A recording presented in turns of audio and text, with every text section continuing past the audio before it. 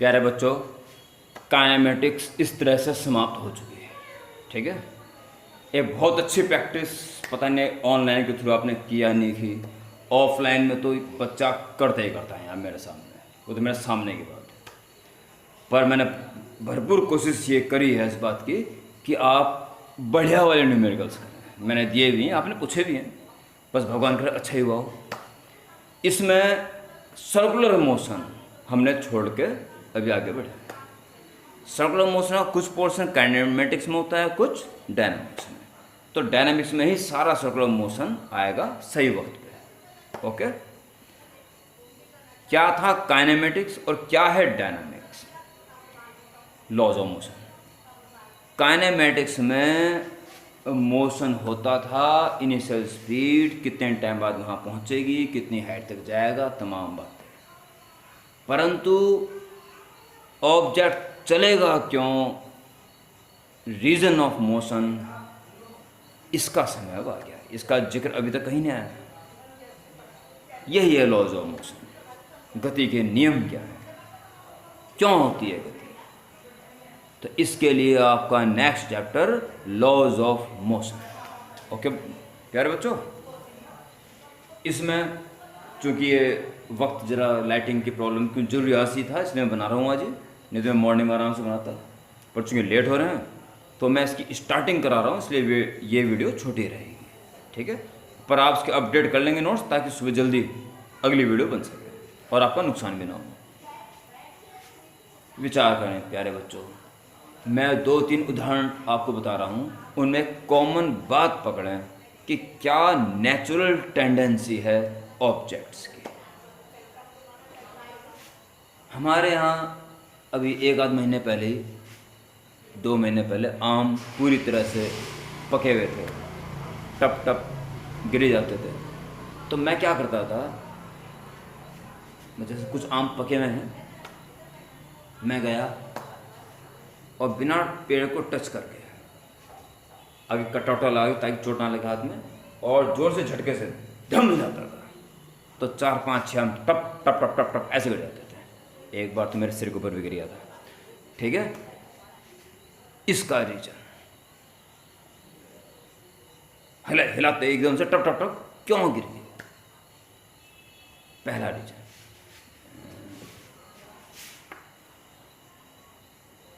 आम की बात कर रहे हैं। दूसरा,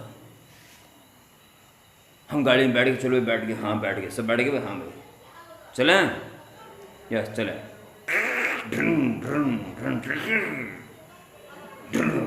बस आगे चलें, पीछे गिरे, जैसे गाड़ी आगे चलें पीछे गिर गए, एज वेल एज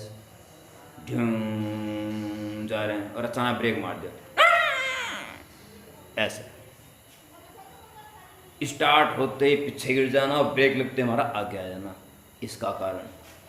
ठीक है, आगे गिर जाना है, पीछे जाना।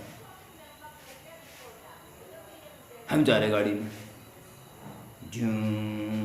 सो गया ये जहां, यूं करते करते अचानक मोड़ आ गया और उसने यूं, और हम यूं गिर के पीछे, ऐसा। इसका रीजन, घुमाते ही ये गाड़ी जा रही और घुमाते हम पीछे गए, इस तरह के। बस ये 3 एग्जाम्पल बहुत हैं। हर बॉडी जिसमें हम भी आ जाते हैं, कुछ चीज फॉलो कर रही है। क्या है? आम की क्या टेंडेंसी थी, बेचारा लटका हुआ था और ये इसका ज्वाइनिंग पॉइंट था। ये आम लटका हुआ था, टहनी हिली, ये हिली, पर आम नहीं चाहता कि वो भी हिला, वो तो वहीं पर रह गया बेचारा, पका हुआ था, ये टहनी हट गया, वहाँ से आम नीचे गिर गया। आम की टेंडेंसी थी, भैया मैं जहाँ हूँ वहीं रहूँ बस। ओके, स्टार्ट होते ही अब हम पीछे गिर गए, क्यों? गाड़ी आगे चली गई, हम नीचे आ रहे थे, बस जहाँ बैठे रहो बस। ठीक। दूसरा केस, ब्रेक लग गए, भाई हम चल रहे थे, अच्छा हम चल रहे हैं तो चलते रहो बस, रुको मत। ब्रेक लग गया पर हम नहीं रुकना चाह रहे, हम तो चलते रहना चाह रहे हैं, इसलिए आगे आगे गिर गए। डायरेक्शन, यूं जा रहे थे, अच्छा यूं जा रहे थे, हम यूं चलते रहेंगे बस। हाँ, और अचानक गाड़ी मुड़ गई, हम नहीं चाह रहे मुड़ना, हम तो सीधे जा रहे हैं, इसलिए गाड़ी यूं मुड़ गई और हम यूं मुड़ गए। हमारी बॉडी या एवरी बॉडी जैसी है वो वैसी रहना चाह रही है, बस रुकी है तो रुकी रहना चाह रही है, चल रही है तो चलती रहना चाह रही है, ठीक है। और डायरेक्शन भी जिस डायरेक्शन में, बस उस डायरेक्शन में चेंज करना नहीं चाह रही है, उसी डायरेक्शन में चलती रहे बस। ऐसा गुण हर ऑब्जेक्ट में है, और इस गुण को, इस प्रॉपर्टी को बोलते हैं क्या? Inertia. Okay, write the chapter name laws of motion and write the first heading inertia.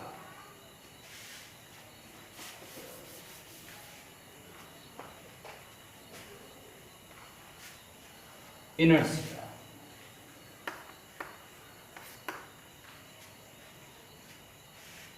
तो बॉडी की वो प्रॉपर्टी जिसके तहत वो जैसी है वैसी रहना चाह रही है।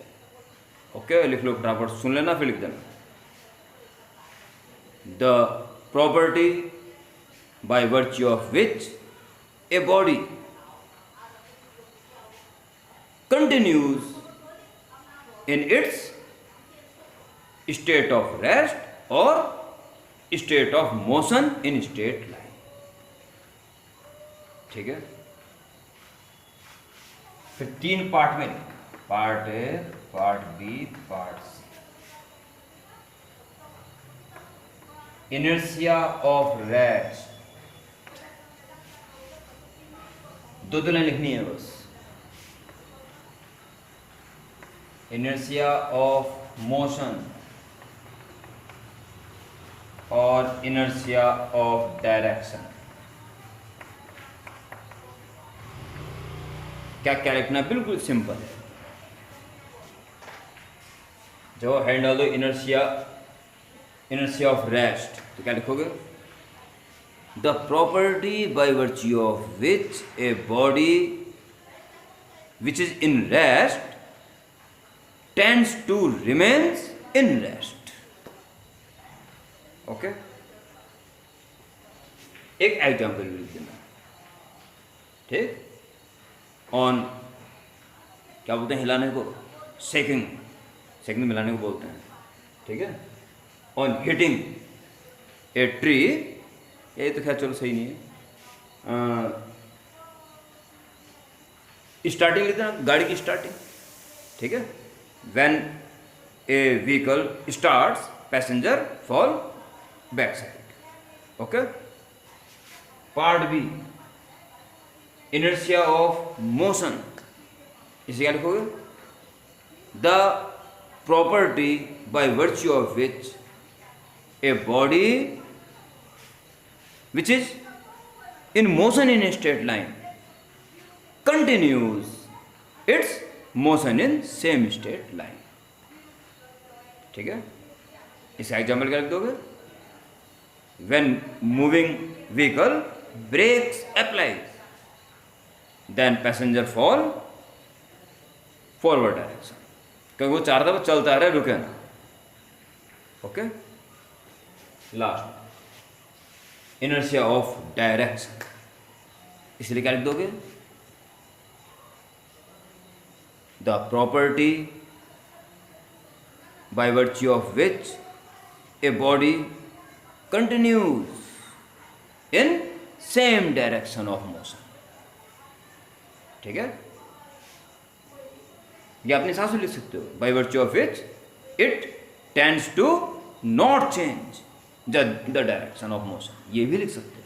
दोनों बातें सुन लेना, कोई भी एक अच्छी बात है कि जिसके तहत वो मुड़ना नहीं चाह रहा, डायरेक्शन चेंज करना नहीं चाह रहा है।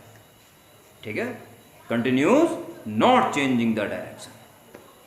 ठीक है, इज कॉल्ड, ये दोनों बताई दिया, is a property by virtue of which. Okay, और डायरेक्शन, और example, when vehicle crosses a turn then passenger fall outside और फ्रॉम सेंटर, जिस सेंटर में घूम रही है उससे बाहर की तरफ गिर जाता है। ओके, ये तीन पहले इनर से मेन डेफिनेशन, फिर तीनों को इंडिविजुअल लिख के, ठीक है। आप हेडिंग डालेंगे, बात समझ आ रही ना, पॉज कर दोगे यहाँ पे और इन तीनों को लिख दोगे, पहले मेन हेडिंग फिर तीनों की individual heading with one example of each, ठीक है। फिर आप हेडिंग डालेंगे न्यूटन्स फर्स्ट लॉ,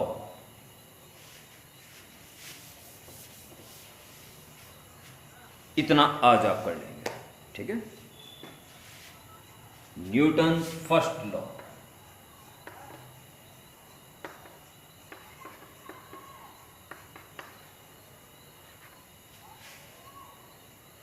प्यारे बच्चों,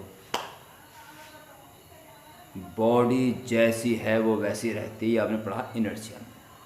अगर हमें उसका स्टेट चेंज करना है तो फोर्स लगाना पड़ता है। जब तक बाहर से कोई फोर्स नहीं लग रहा है तो इनर्शिया की वजह से वो जैसी है वैसी रहेगी, अर्थात रुकी हुई है तो रुकी रहेगी, चल रही है तो उसी डायरेक्शन में उसी स्पीड के साथ चलती रहेगी, जब तक इसको कोई डिस्टर्ब कोई बाह्य फोर्स ना करता है। अगर कोई एक्सटर्नल फोर्स नहीं है तो इनर्शिया के तहत वो जैसी है वैसी रहेगी, ओके। ये है न्यूटन्स फर्स्ट लॉ। देखिए, according to this law every body continues in its state of rest or state of motion in a straight line until it is compelled by some external forces, okay। First law ये कहता है, ये बात लिखने के बाद आपके notes आज से खत्म हो जाएंगे, एक ही पेज के नोट्स हैं बस, 8 पेज के। फर्स्ट लॉ ये कहता है कि बॉडी अगर रुकी है तो रुकी रहेगी, चल रही है तो जिधर चल रही है उसी डायरेक्शन में कांस्टेंट स्पीड से चलती रहेगी। ये जब भी डिस्टर्ब होगा जब बाहर से कोई एक्सटर्नल फोर्स काम करेगा। ये मेरे प्यारे बच्चों बेहद इम्पोर्टेंट है। मैं कुछ बातें बता रहा हूँ जो केवल आपके लिए सुनने मात्र की हैं, पर जरूरी है इन्हें बहुत सुनना। देखिए, ऊपर से पत्थर छोड़ दिया, उसकी स्पीड लगातार बढ़ती ही जा रही है, अर्थात कांस्टेंट मोशन से नहीं चल रहा है, अर्थात उस पर कोई ना कोई फोर्स काम कर रहा है। फोर्स, एक्सटर्नल फोर्स कब काम नहीं करेगा? जब उसका स्टेट चेंज ना हो रहा हो। रुका है तो रुका ही रहे, चल रहा है तो कांस्टेंट स्पीड से चलता रहे। अगर ऐसा नहीं हो रहा है तो निश्चित रूप से फोर्स काम कर रहा है, ठीक है। तो गिरते हुए पत्थर में फोर्स काम कर रहा है और वो फोर्स है उसका वेट, ओके। अब सुनिए, ऊपर से पैराशूटिस्ट कूद गया और कूदते कूदते उसने पैराशूट खोल दिया और कुछ देर बाद झूं झिन और फिर कांस्टेंट स्पीड से ला ला ला नीचे गिर रहा है, कांस्टेंट स्पीड से नीचे गिर रहा है। यानी कि उसका स्टेट ऑफ मोशन अब चेंज नहीं हो रहा है, अर्थात अब नेट फोर्स पे काम नहीं कर रहा है। अब जो उसका वेट है, उस वेट के इक्वली दूसरा फोर्स ऑफ पैराशूट की वजह से लगा ऊपर, फ्रिक्शन, एयर के बीच में फ्रिक्शन बाद में पढ़ोगे, पर उस वेट के बराबरी एक और फोर्स ऊपर लग गया और नेट फोर्स 0 हो गया। तभी यह संभव हुआ कि उसका स्टेट चेंज नहीं हो रहा, कांस्टेंट स्पीड से नीचे गिर रहा है। बरसात का मौसम, ओले गिर रहे हैं, तो ओले नीचे गिरते गिरते बढ़ती स्पीड से गिरते हैं, धम धम धम धम नीचे गिरते हैं, उस पर उनका वेट काम कर रहा है। परंतु जब आप खिड़की खोलते हो, बारीक बारीक रेन ड्रॉप्स दिख रही हो, लाला क्या सुहाना मौसम है, बिल्जूं एक साथ गिरती हैं यूँ कांस्टेंट मोशन से, नेट फोर्स 0 है, क्योंकि उनकी स्पीड बिल्कुल नहीं बढ़ी, कांस्टेंट मोशन, क्योंकि उनका वेट और एयर फ्रिक्शन बैलेंस हो गया। अरे बस सुनिए, जब जब ये बड़ी इंपॉर्टेंट पॉइंट है, अभी तो बड़ा आसान सा लग रहा है, जो न्यूमेरिकल्स करोगे तो एकदम खोपड़ी चकरा जाएगी आपकी। अरे इतनी आसान सी बात इतनी काम आ रही है। इसी कारण मैं एक बार और बोल रहा हूं, उसको सुन लें। अगर कोई बॉडी रेस्ट में है या किसी पर्टिकुलर डायरेक्शन में कांस्टेंट स्पीड से चल रही है, ना डायरेक्शन चेंज हो रही है ना स्पीड चेंज हो रही है, तो समझ जाओ उस पर नेट फोर्स 0 है। अगर नेट फोर्स होता तो या तो उसकी स्पीड चेंज होती या डायरेक्शन चेंज होती, या रेस्ट में होता और स्टार्ट हो जाता चलना, या चल रहा था रेस्ट में आ जाता, कुछ तो स्टेट चेंज होता। पर अगर फोर्स नहीं है तो कोई स्टेट चेंज नहीं होगा। इस वीडियो में इनर्शिया के बारे में जान के और न्यूटन्स का फर्स्ट लॉ तक अपडेट कर लें, क्योंकि अगली वीडियो में सेकंड लॉ की हवाएं आएंगी, और सेकंड लॉ हमारी लाइफ का रियल लॉ है। इसलिए उसके शुरू होने से पहले यहाँ तक का अपडेट कर लें। कुछ मन में बात आ रही हो, क्वेरी पूछने की, व्हाट्सएप ग्रुप में डाल दें ताकि सबका फायदा हो। ओके बच्चों, मिलते हैं नेक्स्ट वीडियो में।